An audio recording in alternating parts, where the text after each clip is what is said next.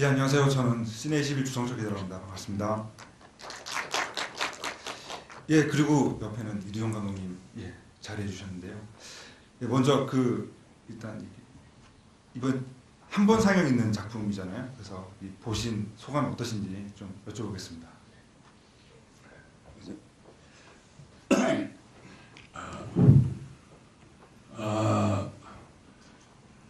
제가 지금 방금 여러분들이 보신 그 무장해제는 제가 1975년도에 만들어서 6년도에 개봉했나 그렇습니다. 이렇게 먼 길에 오셔서 좀 무지막지한 영화를 보시느라고 수고하시는 것에 대해서 감사의 말씀드립니다. 그래도 하나 덧붙여서 이 화면이 원래는 시네마스코프입니다. 맞으면 가로 세로 비율이 1대 2.33 이렇게 하던 1대 2가 넘는 화면 구도인데 지금 이건 거의 정방형처럼 이렇게 되어 있네요. 그러니까 좌우가 잘렸다 하는 것을 감안하셨으면 좋겠습니다.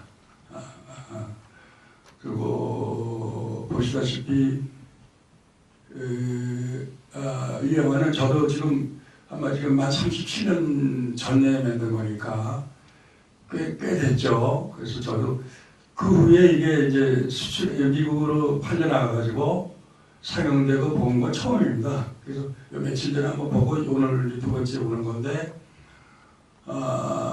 미국 배급 회사에서요, 그 더빙하는데 이름이 나오죠. 자막에도 잭 해리스라는 사람이 그걸 이제 쳐가지고 와서 미국 개봉을 했어요. 개봉하고 또 영어로 더빙을 하고 있는 거 나는 지금 처음 보는데 어떤 좀 묘한 분위기가 들고 미국 사람들은 이제 이것을 배급회사에서 어떤 액션 영화에 등장하는 모든 액션의 소위 격투 장면이라든가 이런 데서 들어가는 모든 유형이 다 있다라고 본 것 같아요. 그래서 저도 그렇습니다. 그러니까 거기에선 어떤 좋은 어쩌면 나도 특히 좋으라고 한 얘기인지 모르겠지만 어떤 얘기인지 모르겠다. 하여튼 액션 영화에 할 수 있는 액션 동작 그런 유형은 모든 것이 여기 다 있다. 이건 좀 흥행되지 않겠느냐. 그래서 이 사람들이 이걸 구입해 놓은 겁니다.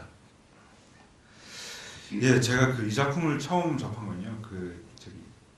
천무정님이라고 인터넷상에서 굉장히 무협 고수로 알려진 분이 계신데 그분이 이제 그런 식으로 이제 감독님하고 돌아온 외다리라던가 무장해제, 사생결단 이런 작품들을 참 어떻게 아시고 이렇게 구매를 하시고 또 이렇게 글을 올리시고 그러셨어요. 그래서 제가 이제 그분을 통해서 이제 맨 처음 이 작품을 보게 된 건데 감독님께서도 말씀하셨지만 그 당시에는 이제 화면 비율 이제 VHS로 아마 먼저 이제 이렇게 나왔다가 나중에 이제 어떻게 그냥 그대로 이거를 이렇게 DVD로 해서 나와서 이렇게 이 사이즈가 된 것 같은데요.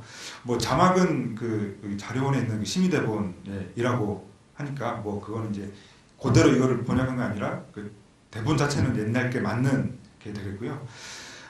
그래서 제가 이 작품을 제가 처음 봤을 때 느낌은 앞서 한용철 차리셀이라고 불렀던 한용철과 했던 작품들하고 비교했을 때 강도라던가 이런 게 좀 더 셌고 또 앞에 있는 분노의 왼발이라던가 용어대령 같은 작품들이 일제 강점기를 배경으로 하고 있지만 약간은 만주라고 하는 공간에서 만들어졌기 때문에 약간 좀 가상의 공간 같은 액션 영화 같은 그런 장르 영화의 느낌이 강했다면 이 작품은 구체적으로 무장해제하던 그 시기를 다룬 작품이라 조금 더 역사적인 어떤 그런 내용들이 더 담겨 있어서 맨 처음 이제 감독님 어떻게 이런 작품을 하려고 했었는지 그게 좀 많이 궁금했었거든요. 근데 그런 얘기를 좀 본격적으로 하기 전에 사실 저는 그냥 제일 여쭤보고 싶었던 건요. 배수천이죠. 일본군 대장군 배수천이 첫 등장부터 금붕어를 씹어 먹는 생식이라고 하기 좀 그렇지만 그 장면의 인상이 너무 강렬해서 사실 다른 질문 드리기 전에 그거 좀 여쭤보고 싶었습니다. 예. 그렇죠. 배수천 씨 아주 독특한 외향을 지녔고 어떻게 보면 좀 정상이 아닌 좀 미친 광기가 서린 그런 거는 보통 일반 그 연기자가 어떤 연기력, 연기 프라이을 세워가지고 이렇게 할 수 있는 걸 이게 아니에요. 그 좀 넘어선 그러니까 본인이 이제 그런 게 있는 건지 그게 독특해서 작품마다 이제 기용을 한 것이고 제가 이제 덧붙여서 말씀드리자면 여기에 들어가는 모든 형태의 어떤 액션을 할 수 있는 배우는 제가 이전에 지금 말씀하신 대로 요거 만들기 전에 한 3년 전에 제가 그 소위 그 액션을 할 수 있는 뭐 태권도는 물론이고 모든 특별한 그 기능 보유자가 그럴까요? 어떤 그런 사람들을 제가 모집을 한 적이 있어요. 그래서 오디션 전부 봐가지고 한 100여 명은 마지막 그 분야의 선수들이죠. 연기자가 아니죠. 무도인들이죠. 그 사람 그런 사람들을 연기를 좀 이렇게 좀 짧은 기간이지만 그때 또 이제 교육을 또 뭐 주입을 시키고 그래가지고 그것을 밑거름으로 해서 제가 액션 영화를 만들기 시작한 겁니다. 제가 저 작품 수가 많은 이유는 그런 시스템이 있었기 때문에 당장 다음 달에 무슨 영화를 만들자고 할 수 있는 그런 그러니까 그건 바꿔 말하자면은 우리 젊은이들한테도 그런 세계적인 액션 영화를 만들 수 있는 그런 그 기능을 갖춘 사람들이 많아요, 사실은.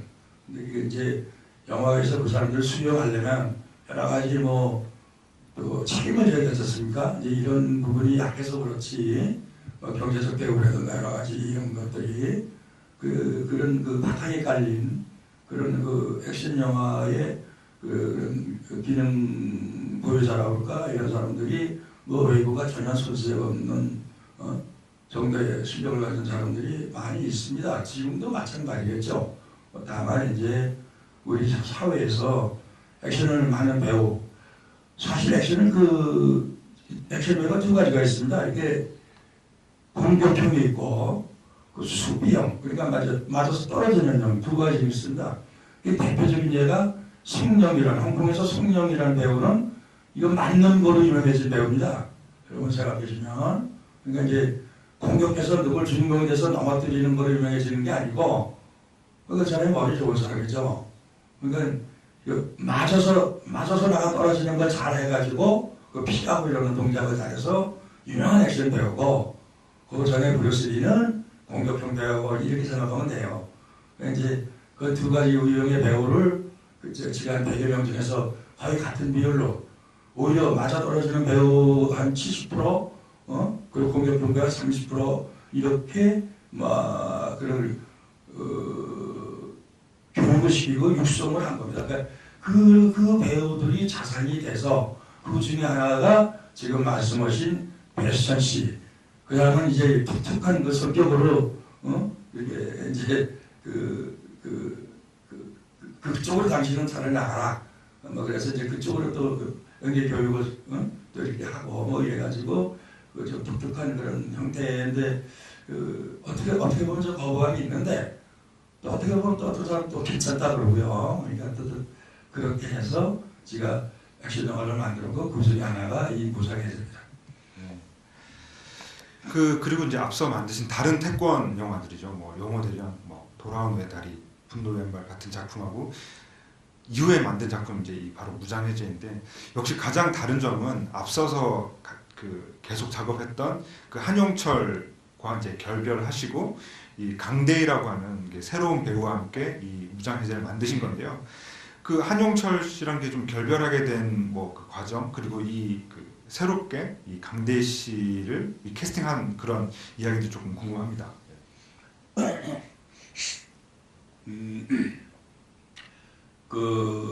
요 전에 무장해제 전만해도 지금 말씀하신 한용철, 한국 이름 한용철이고 제미 교포 청년이에요. 미국 이름은 찰스 에이라고 하는 그 젊은 청년, 나이가 20살 그때밖에 안 된 청년들이고 이제 영화를 했죠. 근데 그것이 굉장히 젊은 우리 영화 팬들한테 어필했어요. 그 학생이 그 친구가 어떻게 어필했냐? 나는 그렇게 생각해서 이제 저희 액션 영화를 태권 영화라고 명칭을 일부러 붙여가지고 영화를 제작을 하고 연출하기 시작했는데 그 한영철 군이 그 탁권의 특기는 여러분 세계에서 탁권을 왜 인정하느냐? 이 다리를 쓰는 운동이에요. 다리. 아주 다리를 주목적으로 쓰는 게 탁권입니다. 그러니까 저게 올림픽 종목까지 들어가는 거예요. 그리고 전 세계의 젊은이들이 또 뭐 요새는 뭐 젊은이뿐이 아니라 나이 드는 사람들까지도 전부 그 탁권대에 열광을 합니다. 우리 국내에서는 오히려 그렇게 열광을 안 하는데 바깥에서는 태권도 그러면 굉장히 열광을 해요. 어떻든. 그런데 그건 이제 다리를 쓰는 운동인데 그 한영철 군이 다리가 깁니다. 하체가 그래서 그 친구가 다리를 쓰는 굉장히 화려해요. 그리고 보기가 좋고 그래서 한때 한영철 영화 태권도 영화 그러면 야 거기 영철이가 다리를 귀찮게 친단다. 뭐 그거 보러 가는 학생들도 많았어요. 그렇게 하다가 이 친구가 굉장히 그 각광을 받았어요. 영화 흥행계에는 뭐 이렇게 요즘 여기 주연 배우냐 뭐 그런 일반적인 그 연기의 스타가 탄생한 게 아니라 특수 기능 그런 배우로서도 그렇고 뭐 생긴 것도 잘생겼고 다리가 길고 그러니까 특히 젊은 남자 팬들한테는 굉장히 기가 올라와서 한때는 뭐 우리 탑스타 뭐 누구라고 말씀드릴 수는 없지만 하나밖에 없는 최고의 탑스타에 받는 임금보다 4배까지 그 친구가 받는 데까지 올라갔었습니다. 그래가지고 그런데 이제 잘 된다 그러니까 이 친구를 이제 다른 회사에서 그 스카웃을 해간 거죠. 맞으면 그러니까 4배 보통 일반적인 탑스타 당시에 배우들에 주는 4배의 값을 주고 스카웃을 해갔어요. 그래서 이제 아시다시피 자막이 나오니까 각정한 씨가 이제 합동영화사에서 제가 같이 했는데 그래서 이제 다시 또 배우를 그래 그럼 또 하나 보자 뭐 그래가지고 제 픽업을 한 게 강대희 군입니다. 근데 강대희 군은 이제 얼굴이 좀 진실하게 생겼고 어떤 배우의 형태의 일반적인 그런 배우형이에요. 다리가 좀 짧구나. 그런 좀 배우 같은 그래서 이제 그 친구를 픽업을 해서 이렇게 낸 겁니다. 예, 그 다리 짧다는 얘기는 제가 차마 못 드리고 있었는데 직접 해주셨네요. 그러니까 한영철 군보다 좀 짧다. 예, 그렇죠. 예, 그런 대신에 조금 그 동작이라던가 이런 점들은 이전 그 한용철 씨보다 약간 좀 아트로바틱한 느낌이 있는 것 같아요. 그래서 몇몇 액션씬들을 보면 이렇게 한번 덤블링하고 그러면서 그냥 나가 떨어지는 그런 이전에는 뭐 볼 수 없었던 그런 액션 장면들 되게 이렇게 다채롭게 연출된 것 같고요. 좀 그런 점이 좀 재밌었던 것 같습니다. 네, 예, 이게 그 한영철 군은 태권도고 여기 있는 데뷔 강대희는 합기도를 전공을 했어요. 그래서 그런 차이입니다. 그리고 또 이제 이 작품에 앞서가지고 전에 이제 감독님 인터뷰를 한 적이 있는데요.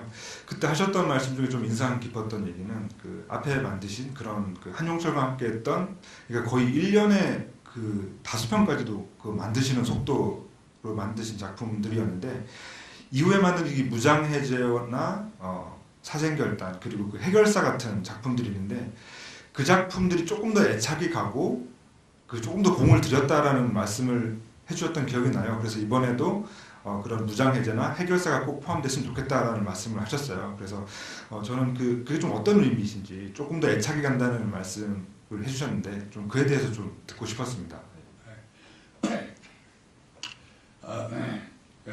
그거는 사실 조금 말씀드리면 길지만 제가 액션 영화를 시작을 한 거는 그 전에는 제가 멜로드라마를 만들었습니다. 감독은 멜로드라마로 시작을 했고 일반적인 그런 멜로드라마요. 그러다가 무슨 뭐 거대한 뜻을 찾기보다 이건 아닌데 이건 좀 외국에 나갈 수 있는 영화를 만들어야 된다. 뭐 나가서 상인의 그런 문제가 아니고 우선 외국의 시장에 나가야지. 우리가 손바닥만한 나라에서 그때는 흥행수입이 한 푼 없었어요. 요즘은 스크린이 뭐 전국적으로 2,000개다, 3,000개다 시대가 됐으니까 만들지. 그전에는 말하면 쉽게 얘기해서 극장이 몇 개가 없었습니다. 전국적으로 한 150개가 되나? 뭐 그러고 그것도 전부 한 번에 개봉을 하는 게 아니라 서울 이 큰 도시 한 극장에서 개봉을 하는 겁니다. 그리고 그 다음에 2번간이라고 해서 뭐 2륙장에 내려가고 3륙장에 내려가고 이래서 영화가 흐지부지 없어져도요. 그러면 그 영화는 경제성이 있어야 돼요. 그러니까 이제 그 막대한 자금이 들어갑니다. 다른 예술과 달라서. 그러면 이게 그 한국 내에서 그 좁음, 구조적으로 잘못되어 있는 그런 흥행 구조 속에서의 흥행수입이라는 게 보잘것없거든요. 그러면 나는 감독이 자꾸 그걸 돈 얘기를 하느냐. 그러면 영화 예술이라는 것은 다른 예술과 달라서 자본이 충분히 투입이 돼야 완성도 있는 영화를 만듭니다. 그래서 그러면 수입이 어디서 나오느냐? 이건 외국에서 수출을 해야 되겠다.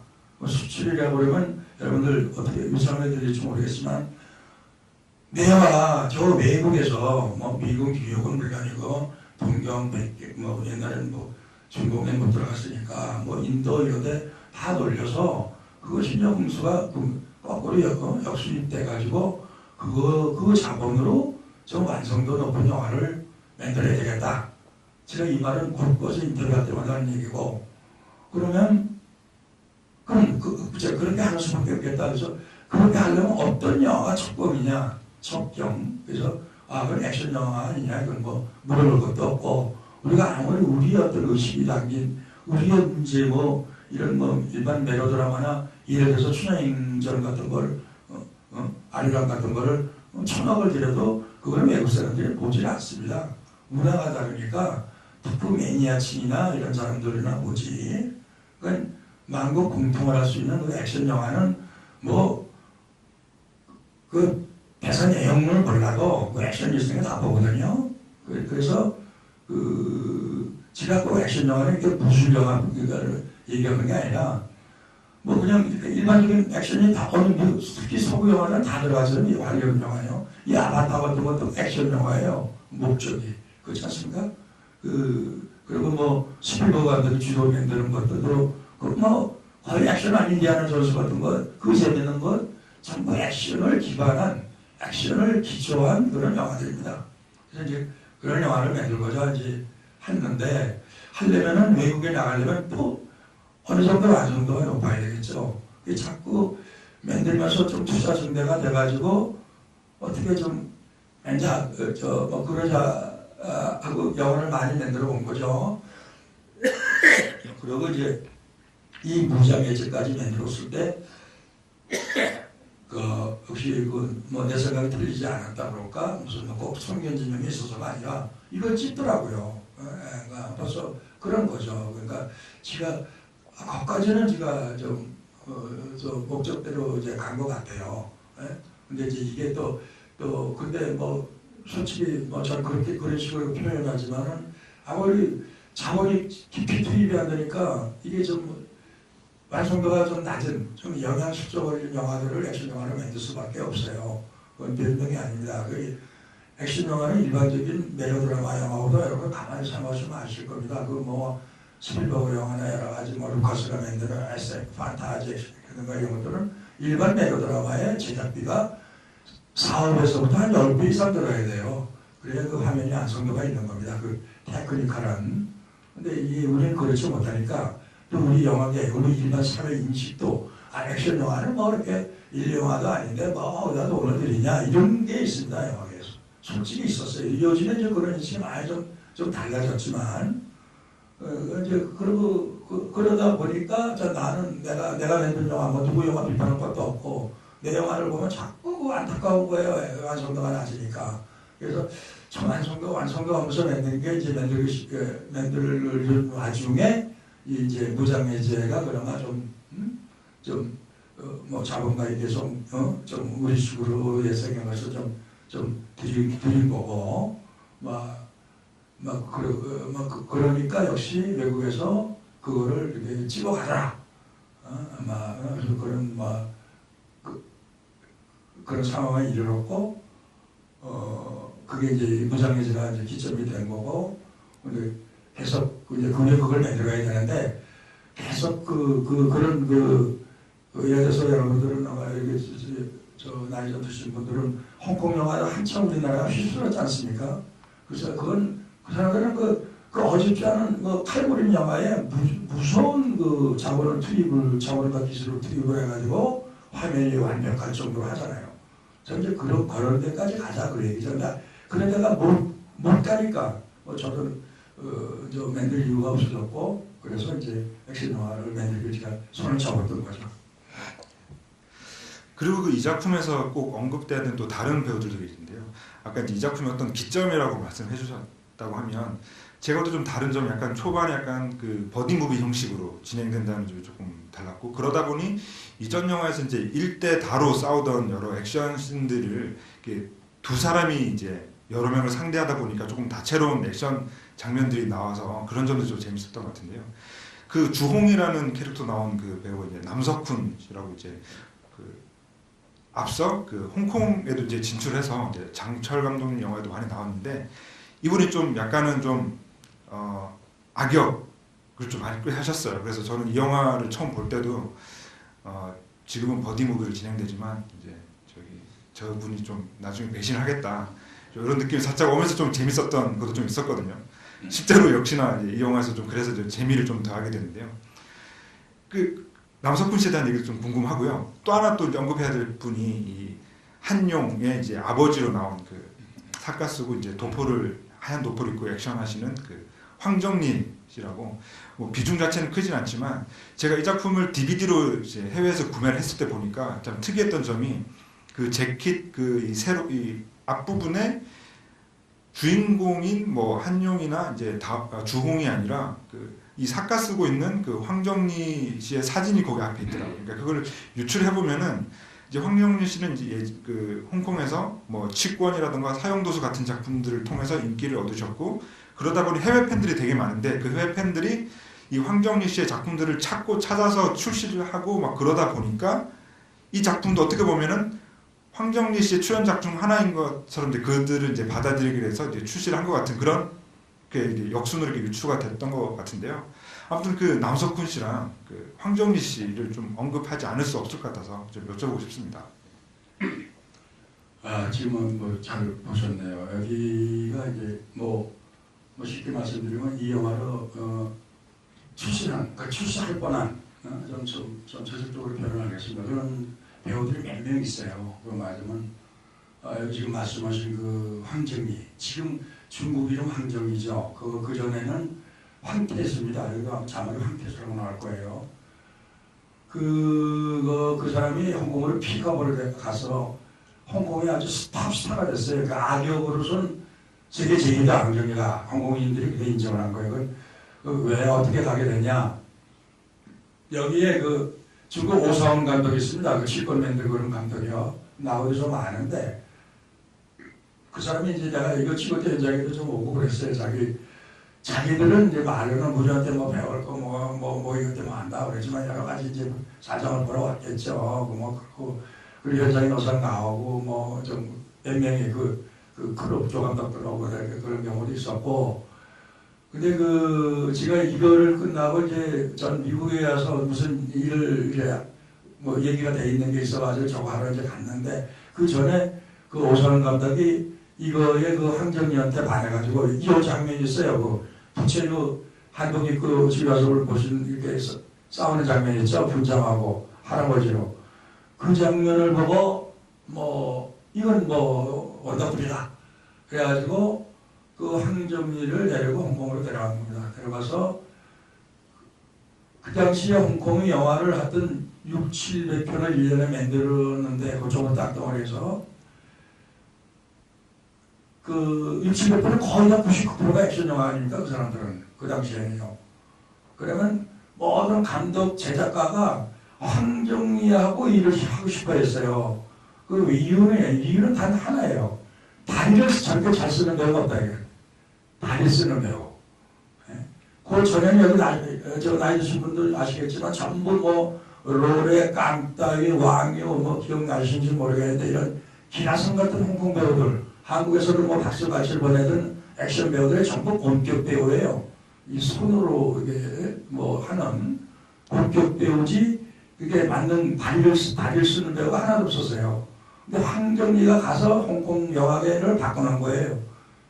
그러니까 저렇게 다리를 쓰는 배우들고, 그러니까 홍콩에 지금 말씀 다시 되짚어드리면, 그 1년에 한 6, 700편에 나오는 제작가나, 만드는 제작가나 감독이 첫째 조건이 황정리를 좀 써야 되겠다. 그 이름을 중국식으로 바꿔가지고, 그래가지고, 그냥 작품이 나라를 쓴 거죠, 말하자면. 줄을 쓰고, 그 정도로 해서 나중에 황정리가 그 별명이 텐이라는 거는 하늘 천자죠.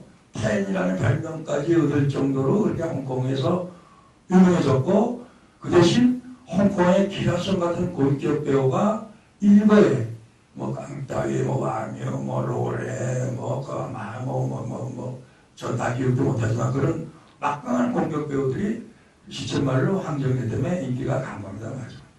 그래서 황정리가 참 대단하게 됐었죠. 그래서 하여튼 그 정도로 이 무장해제를 통해서 황정리라는 배우가 국제적 배우가 탄생을 한 거고, 근데 우리는 별로 뭐 그냥 공격 배우니까 뭐 별로라고 생각을 하는데, 사실은 뭐 요즘 한류라는 말을 쓰기도 좀 거북하지만 그 이전에 벌써 그런 사람들은 그렇게 가서 거기까지 홍콩을 맞으면 대단한 수다가 됐었던 거죠. 그런 사람이 하나고, 여기 출연한 강대위도 이 영화와 같이 강대위를 초청해서 데려왔어요. 데려왔는데 그때 여기 잭 해리스라고 제작가 이름이 나오고, 그때 데려간 거는 사실은 미국의 바브라 스트라이선드라는 유명한 데모라는 가수 있어요. 여러분들 아시죠? 그 남편이 영화 제작자입니다. 그 잭 해리스가 거의 다 한 그룹인데, 그리고 로버트 미참, 그러니까 크리스 미참 아버지 로버트 미참 이런 사람들이 거의 한 그룹인데, 영화 제작자도 되고 배우도 뭐 여기 거기서 얘를 초청을 해가지고 초청해서 미국 배우를 만들려고 했어요, 그죠? 그래서 바브라 스트라이샌드 자택에 기고를 하면서 영어와 연기와를 제이거 교육도 시켰어요.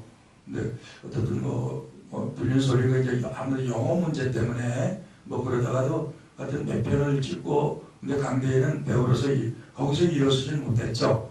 다른 일을. 하여튼 그거를 이거를 작품 기회로 그 두 사람이 가서 어쨌든 하나는 미국으로 하는 홍콩으로 또 잘기하게 보면은 여기 나와 있는 많은 사람들이 미국 가서 태권도 관장하고 사고모 사람들도 많습니다. 이 속에는. 하여튼 당시에 액션을 쓰는 사람이 총 망라돼서 여기 나온 거거든요. 그러니까 이제 그렇게 하시면 봅니다. 또 그 사람들 그 애들이 계속 전통적으로 액션 영화 출연하고 무술 감독도 하고 이제 그러고 있죠, 현재까지. 권일수 선생님 계시고, 그리고 이 다음에 이제 사생결단이라는 작품의 주인공 맡는 현길수 계시고, 그리고 또 제일 처음에 이제 이 두 남자한테 당하는 일본군 이렇게 막 옷도 다 벗겨지는 거기에, 그러니까 정진화 선생님도 그러니까 나중에 북청 물장소 이렇게 나오셨던 분들인데, 하여간 이 시기 감독님께서 발굴하셨던 이 배우들이 거의 총망라돼서 여기 다 나온 것 같아요. 그런 점들을 보면서 좀 재미가 있었고요. 그럼 이제 제가 질문 하나 정도 더 드리고 객석에 이제 질문 받으려고 받겠습니다. 전 이 영화를 보면서 이렇게 참 재밌었던 게 구체적인 시대 배경도 있지만 거의 유령 같은 사람들이잖아요. 그러니까 계속 같은 유니폼을 입고 나온다는 점이 재밌었고, 그래서 저는 이게 굉장히 매력적인 소재라는 생각이 들었고요. 어떻게 보면은 한국형 그린 호넷 같은 그런 이미지일 수도 있고, 또 요즘식으로 말하자면 각시탈의 어떤 원형 같은 느낌도 있고요. 그래서 더군다나 또 재밌는 것은 마지막에 이 여러 고수들과 차례차례 이제 대결하면서 이제 자기의 이제 뜻을 이루는 건데, 그런 내용은 또 나중에 임권택 감독님 장군의 아들 2편인가요? 거기서 약간 그런 비슷한 설정이 나오기도 해요. 그래서 저는 약간 라스트를 좀 그런 식으로 좀 처리하신 이유라 그럴까?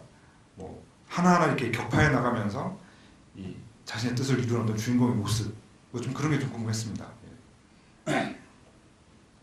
예.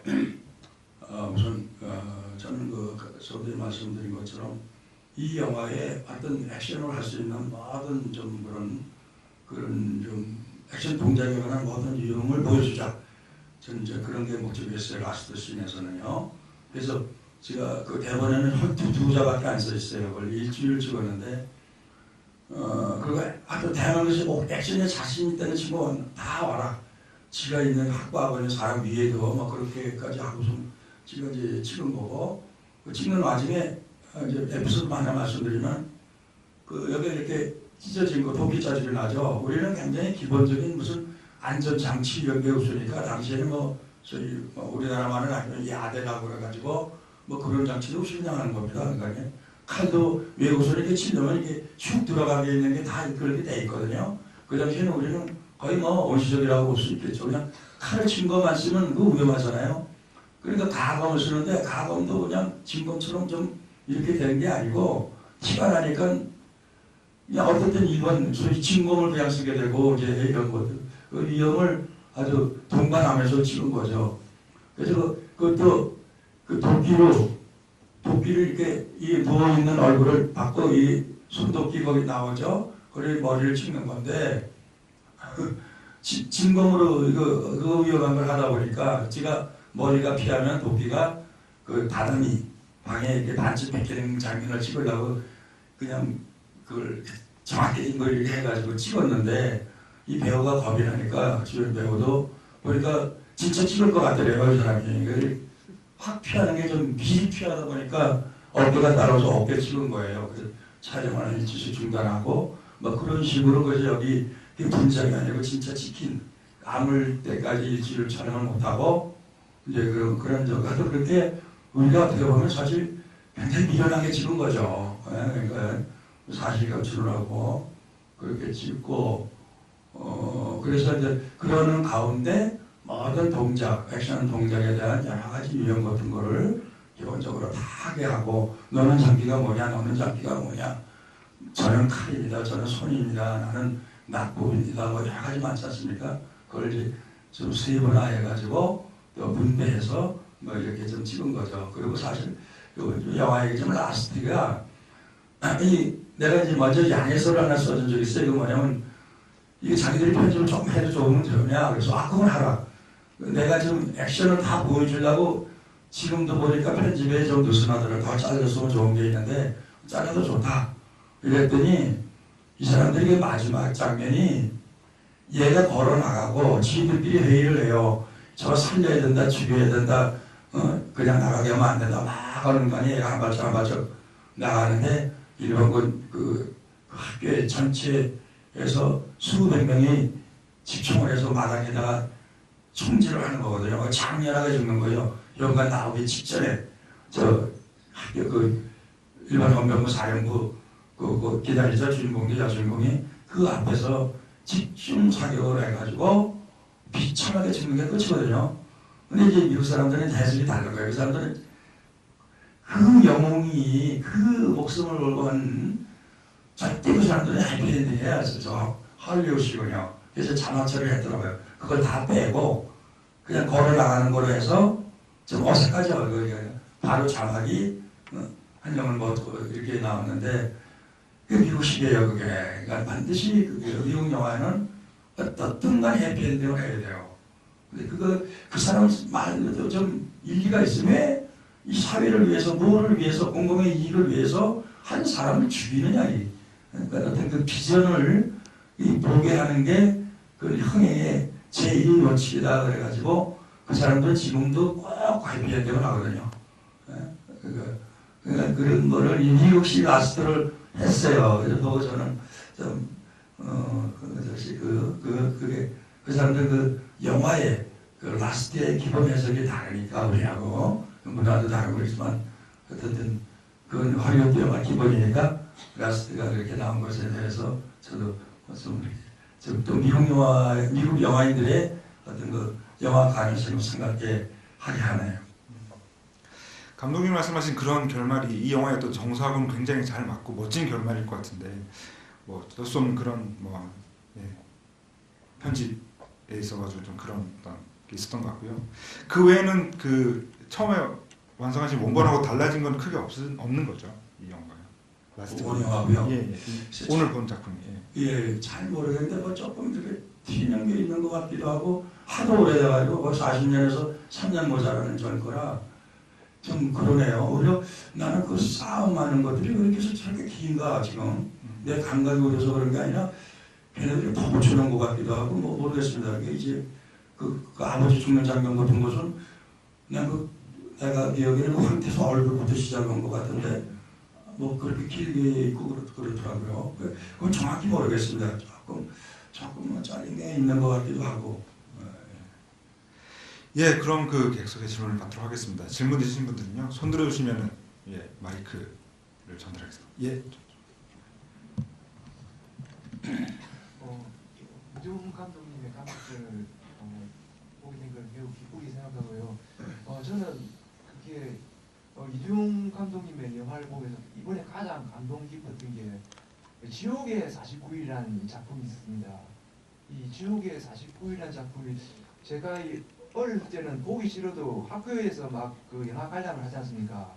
이 영화하고 그 임권택 감독님의 아벤고 공수특전들하고 이 수시로 그 300원씩 돈 내가지고 학교에서 이제 틀어줬습니다. 그래가지고 제가 이 영화를 정말 10번 이상을 더 봤거든요. 그런데 그때는 오프닝이라든지 누가 감독한 걸 모르고 그냥 재미있게 보다가 이두용 감독님 이제 기획전하니까 아, 이게 이두용 감독님의 이게 작품이었구나 이제 알게 되었습니다. 그런데 제가 이제 영상 자료에서 이걸 한번 봤는데 좀 놀랬던 게 뭐냐면은 어렸을 때 본 지옥의 49일은 엄청 많이 잘랐습니다. 그 뭐냐면은 이게 과연 어렸을 때 내가 본 지옥의 49일인가 의심이 갈 정도였는데 제가 영상 자료에서 이걸 보니까 인민군들이 이제 아주머니가 있는데 아주머니가 아기 그 젖을 먹이는데 이제 겁탈을 하는 장면이 있지 않습니까? 아기는 계속 끽끽거리 있으면서 겁탈을 하는 장면이 있었는데 하여간 어렸을 때는 전쟁 장면만 되게 스피디하게 잘 나와가지고 하는데 이 겁탈이라든지 이런 장면이 있는 줄은 저는 사실은 몰랐거든요 보니까.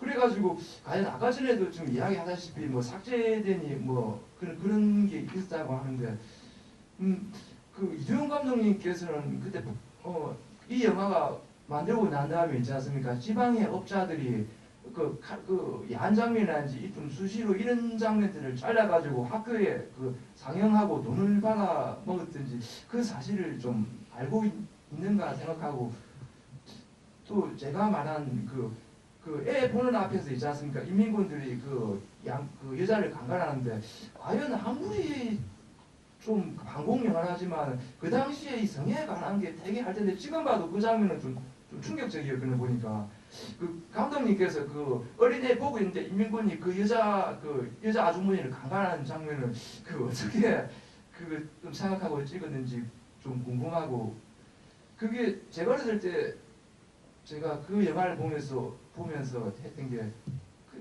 그게 80년대 초반에 봤으니까 그때 80년대 초반 람보라는 영화가 되게 히트쳤습니다. 람보가 우통 벗고 막 이게 싸움하고 장면이 있었는데 그 지옥의 40 나는 그걸 보면서 아 이 영화는 람보 영화를 보고 뺏기는 영화라고 생각했는데 그게 아니고 79년도에 만들어진 영화였습니다.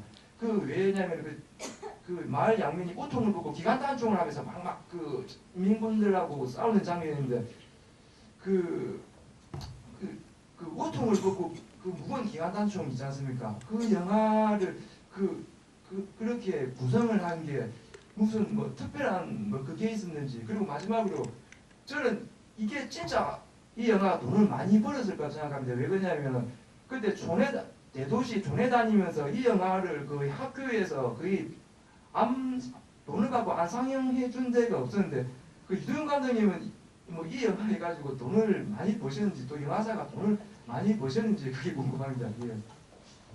질문이 요즘 뭐예요?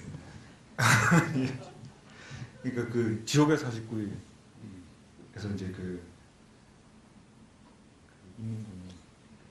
그것은 다른 영화니까 여기 이 영화를 보신 분들을 위해서 제가 대답을 받아들인 거니까 그건 나중에 개인적으로 설명을 드리겠습니다.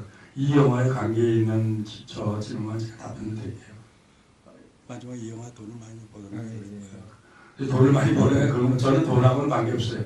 돈을 벌어도 제작가가 버는 거지. 전 연출을 하는 거니까 모르겠습니다. 어떻든 뭐 제작비는 나오지 않았겠어요. 수까지 했으니까. 그러니까 이제 그게 어느 정도를 만지라고 생각하시는지 모르겠는데 일단 영화인들은 기본적으로 제작한 제작비를 일단 그 회수를 하면은 돈을 벌었다 그럽니다. 이제 많이 벌었다는 것은 요즘의 숫자로는 그 가늠이 안 돼요. 요즘은 뭐 1000만이다 500만이다 그러지만은 옛날에는 영화가 한 관에서 한 걸 가지고 기준으로 나머지는 다 이렇게 해서 판다 그럴까 뭐 그렇게 해가지고 그것은 제작사들만 알지 지는 모르거든요. 그러니까 이제 어떻든 뭐 제작비 뭐 수천 정도까지 해서 회수를 했으니까 뭐 그 미치지는 않은 건 틀림없고 미국 영화 제작들이 얼마나 버는 건 난 모르겠고 어떤 작품이 나와서 어떤 사갈 정도로는 됐다.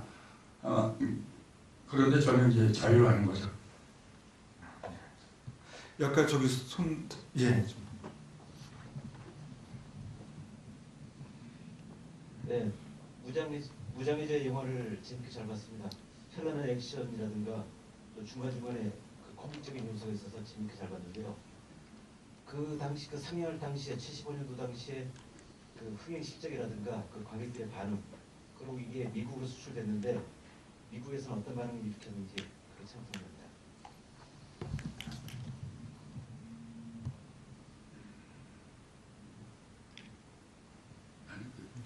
화장이 저기 길어서 무슨 얘기인지 모르겠어요. 저기 미국 쪽에 했을 때 그쪽 현지라는. 네? 미국 쪽에 현지라는. 미국 쪽에. 예. 네. 그쪽 현지라는 궁금하시다고 그 당시 현지라는 어떤. 현지 반응이. 예.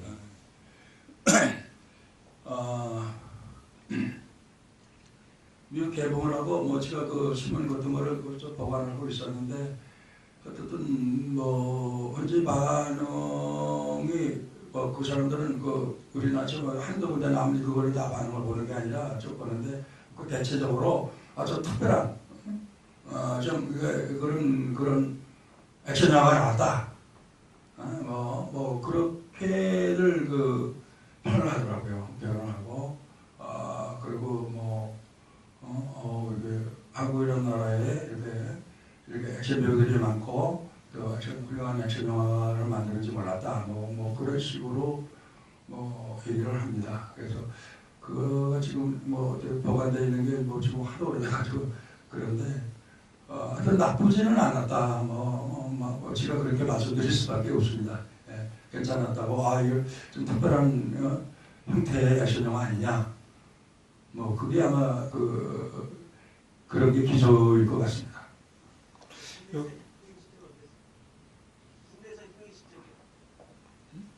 국내 흥행 어느 정도 있습니까? 국내 흥행이요?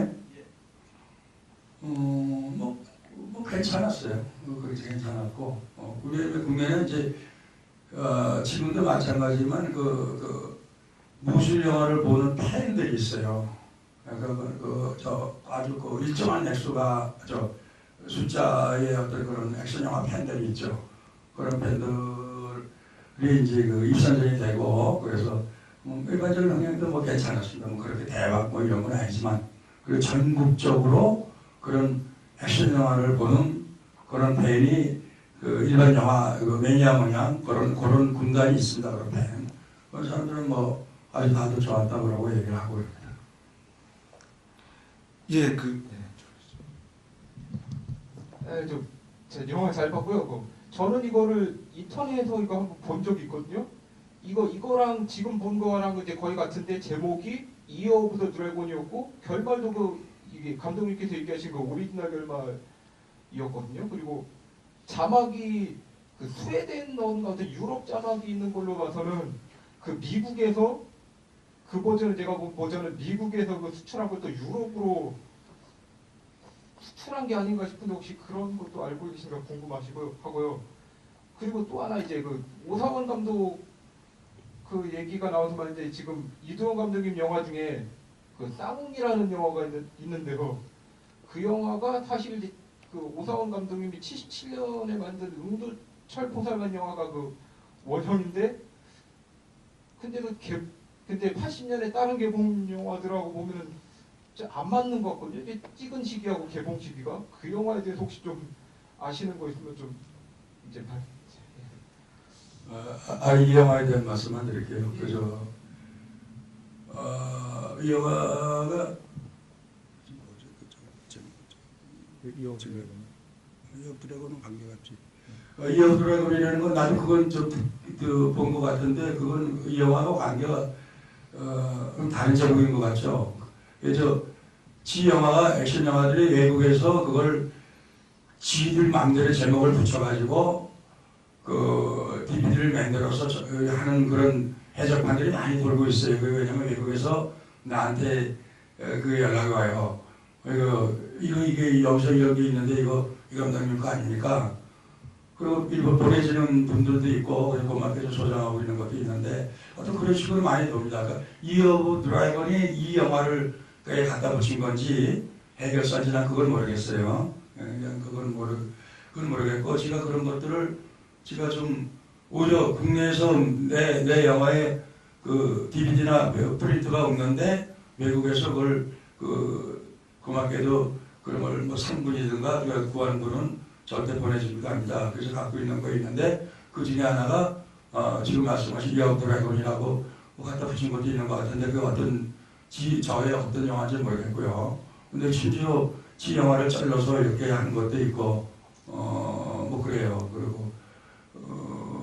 그리고 이어 드래곤이 무장의 제에다 갖다 붙인 제목인지 어디 다른 영화인지 나 그건 모르겠어요. 영화에 글쎄 뭐 그런 것 같아요. 제가 DVD를 샀을 때도 이제 그 DVD 제목은 킬 더 쇼군 이 제목이었고 이제 이거랑 같은 판본인데 그 당시에 이제 워낙 여기저기로 이제 뭐 개인들에 의해서도 막 나가고 그러다 보니까 정말 수많은 데서 이렇게 올라오고 업로드도 막 그런 식으로 되고 그거를 막 지금 와서 이렇게 막 뭐가 어디고 누가 어디로 가서 뭐 어떻게 했다라는 걸 지금 파악하기는 좀 거의 뭐 불가능에 가까운 일이 아닌가 싶네요. 그리고 또 제가 여쭤보고 싶은 것 중 하나는요. 그 이 영화에서도 보면 그 처음에 이제 일본군들을 이렇게 그 제압하는 장면에서 보면 막 이 고속 촬영 느낌을 내가지고 약간 좀 코믹하게 처리한 느낌이 있어요.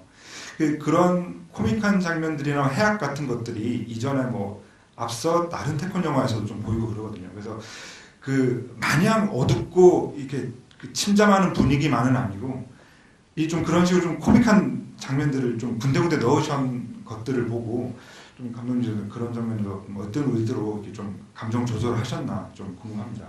그렇죠.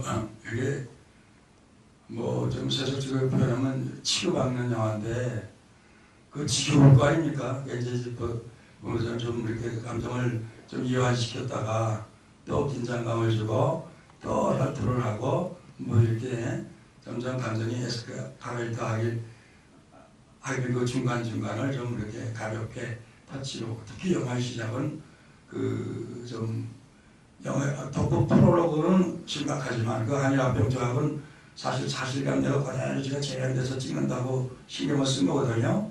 그래서 그것도 찍는 장소가 근정전 그 왕이 집무실에서 찍은 겁니다. 사실 그 세트가 아니고 그리고 의상 다 고증하고 다니면서 그런 좀 그런 장면이 지나면은 영화의 시작은 조금 밝게 어떻게 보면 뭐 코믹스럽다라고 느낄 정도로 좀 일부러 좀 이렇게 밝게 가볍게 이렇게 찍어가면서 점점 심각한 대로 이제 몰고 간다. 막 그런 연출문법이라고 그럴까요? 그래서 그렇게 가벼운 장면을 사이사이에 좀 넣는 겁니다. 뭐 또 질문하실 분 계신가요? 예. 네, 마지막 질문으로 하겠습니다.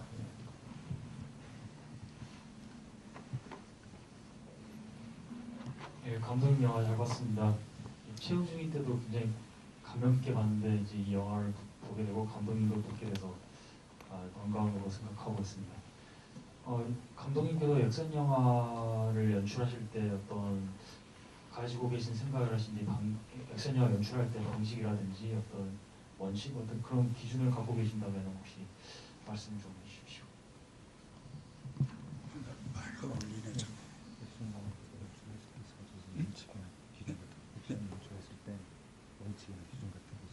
액션 연출할 때 어떻게? 기준이나 원칙. 액션 연출하실 때 기준이나 원칙. 액션 영화 연출의 어떤 기준이나 뭐 이런 것은 없어요. 이런 것은 없고, 그게 이제 이게 그 액션 장면을 말씀하시는 것 같은데, 그 다크닉이요. 그거 맞죠? 그거는 이제 이 파워라는 게 맞으면 이런 겁니다. 마지막 브루스리 이소룡이 여러분 아시죠? 되게 아시는 분은 아시네.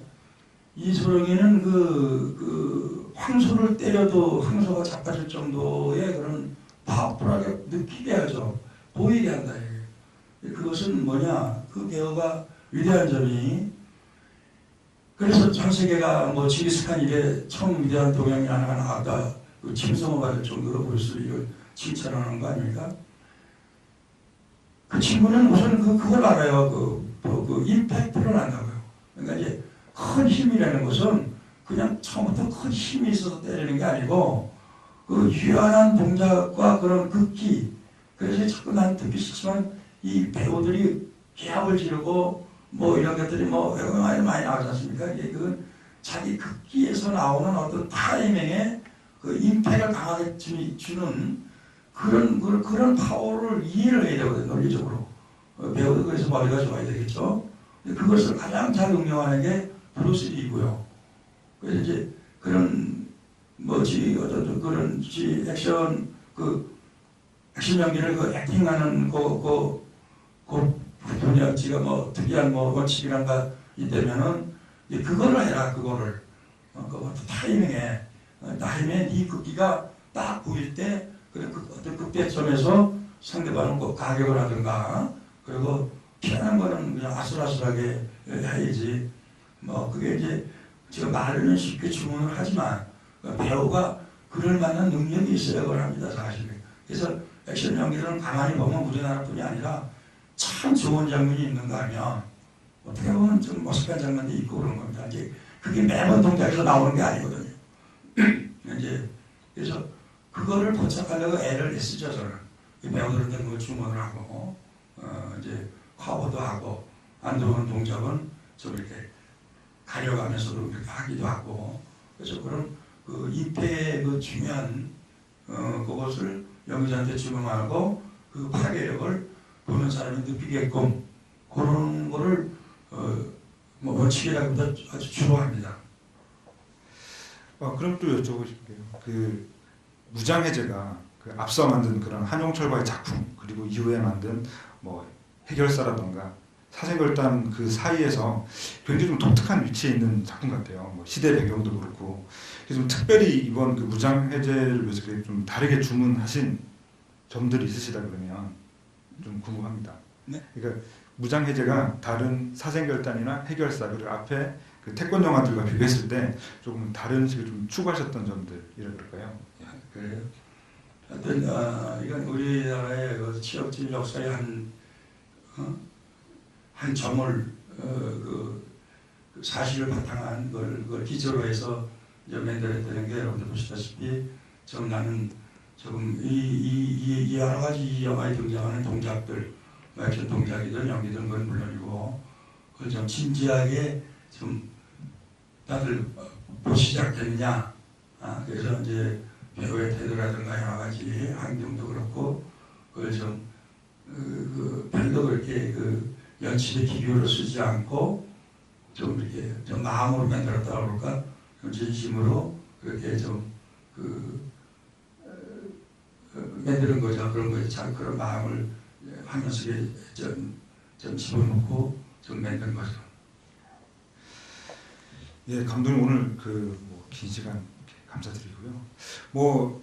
좀 정리를 하자면 이 무장해제가 감독님의 다른 그런 액션 영화들과 비교해서 조금 독특한 점들이 확실히 있는 것 같아요. 그러니까 일단 주인공도 다른데 버디 무비처럼 시작했다가 좀 다르게 나가는 어떤 구조도 그렇고, 또 시간 배경을 봐도 다른 영화들이 좀 굉장히 긴 시간 1년, 2년 혹은 몇 달을 다룬 이야기라고 치면 이 영화는 거의 약간 좀 실시간의 느낌이 있는 것 같아요. 그러니까 뭐 한 일주일 혹은 보름 정도 만에 벌어진 일 같은 그런 약간 실시간의 느낌이 있어가지고 그게 조금 더 이 영화가 주는 좀 긴박감이랄까, 뭐 박진감, 박력 이런 데 조금 많은 영향을 미쳤던 것 같고, 그리고 제가 감독님의 다른 영화를 보면서는 그런 생각을 못 해봤는데 이 무장해제는 리메이크를 해도 참 괜찮겠다.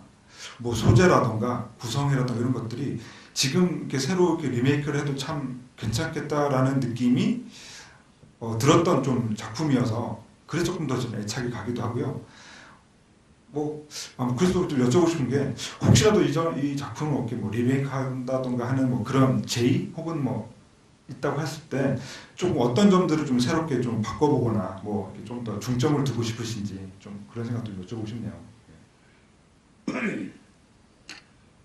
그렇죠. 뭐 그런 얘기는 가끔 좀 이렇게 지나가는 말도 들었고, 좀 다시 한번 또 해보면 어떨까 뭐 이런 생각도 들고 좀 그럽니다.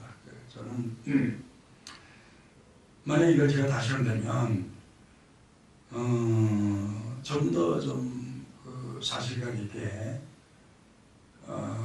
그리고 이제 제가 액션 영화를 만들면서 가장 고민은 이 여기에 등장하는 배우들이 전부 그 특수 기능 보유자라고 그럴까 그런 분들이지 이렇게 연기를 어부하는 사람이 아니거든요. 연기라는 게 또 하루아침에 나오는 것도 아니고 배우가 그런 능력이 있으면 제일 좋은데 그런 배우가 뭐 몇 명이나 있겠습니까? 그러니까 이제 다시 한다면 다시 그런 확보 미진 아까 얘기한 공격형, 수비형 이런 배우를 대거 한 100명이나 200명 해서 특수훈련 연기 교육 과정을 거쳐야 됩니다. 그래서 거의 반은 연기사를 만들어서 찍어야 되지. 아니면 연기의 표현이 노래는 거 눈 크게 뜨는 거 여러분들 보다시피 난 보면 죽겠는데 깜짝 놀라면 헷갈리는 게 이런 게 너무 자비적인 게 보이니까 고도의 연기라는 것은 연기를 안 한 것처럼 보이는 게 고도의 연기를 했다고 보거든요. 근데 이제 그런 연기 과정을 이수를 시켜가지고 그래가지고 연기자로 이제 업그레이드를 시켜가지고 그리고 영화를 좀 만들겠죠. 제가 많이 만들겠다고 합니다. 그게 희망입니다. 오늘 그 긴 시간 함께 해주신 감독님께 큰 박수 드리면서 이 자리 마치도록 하겠습니다. 감사합니다.